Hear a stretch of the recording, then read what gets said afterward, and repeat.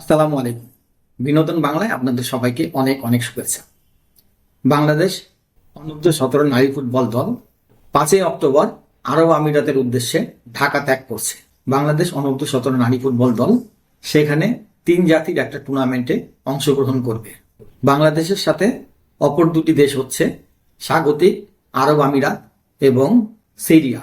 আরব আমিরাতের বর্তমান world ranking হচ্ছে 117 এবং সিরিয়ার বর্তমান ওয়ার্ল্ড র্যাঙ্কিং হচ্ছে 160 এবং বাংলাদেশের ওয়ার্ল্ড র্যাঙ্কিং হচ্ছে 128। এই টুর্নামেন্টে খেলতে যাওয়ার আগে বাংলাদেশ ফুটবল ফেডারেশনের দায়িত্বপ্রাপ্ত কর্মকর্তারা প্রেস কনফারেন্সে এসে বললেন যে তারা আরব আমিরাতে 2টা প্র্যাকটিস ম্যাচ খেলার জন্য রওনা হচ্ছে।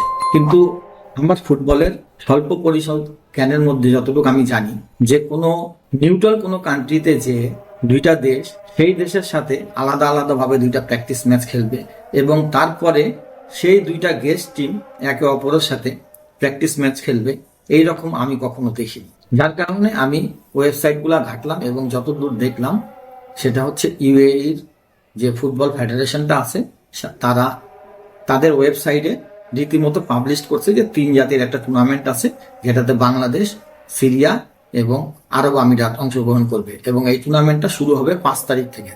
তার মানে যেদিন বাংলাদেশ দল আরব আমিরাতের উদ্দেশ্যে রওনা হচ্ছে ঠিক সেই দিনই প্রথম ম্যাচটা অনুষ্ঠিত হবে আরব আমিরাত এবং সিরিয়ার মধ্যে। ম্যাচটি অনুষ্ঠিত হবে আরব আমিরাতের লোকাল টাইম 8টায়, তার মানে বাংলাদেশ সময় অনুযায়ী রাত 10টায়। এবং এই টুর্নামেন্টে বাংলাদেশ তাদের প্রথম ম্যাচটা খেলবে সিরিয়ার সাথে, যেটা আরব আমিরাতের লোকাল টাইম রাত 8টায় এবং বাংলাদেশের লোকাল টাইম রাত 10টা।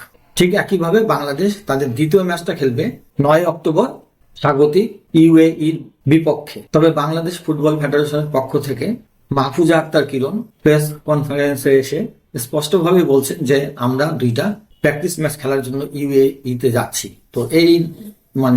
তো প্রেস কনফারেন্সে এসে এই ধরনের কথা বলার কি মানে আছে আমি ঠিক বুঝলাম না।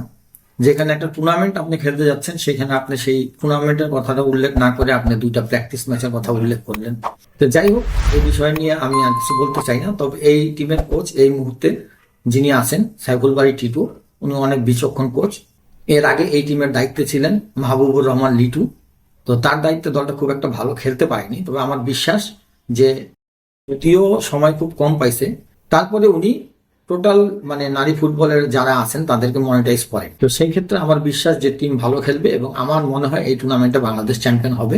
এবং এই টুর্নামেন্টটা বাংলাদেশের জন্য অত্যন্ত জরুরি এই কারণে যে বাংলাদেশের মেয়েরা এই টুর্নামেন্টটা শেষ করে এএফসি এশিয়া কাপ কোয়ালিফাইং রাউন্ডে জর্ডান যাবে। সেখানে বাংলাদেশ জর্ডান এবং চাইনিজ তাইপের সাথে 2টা ম্যাচ খেলবে।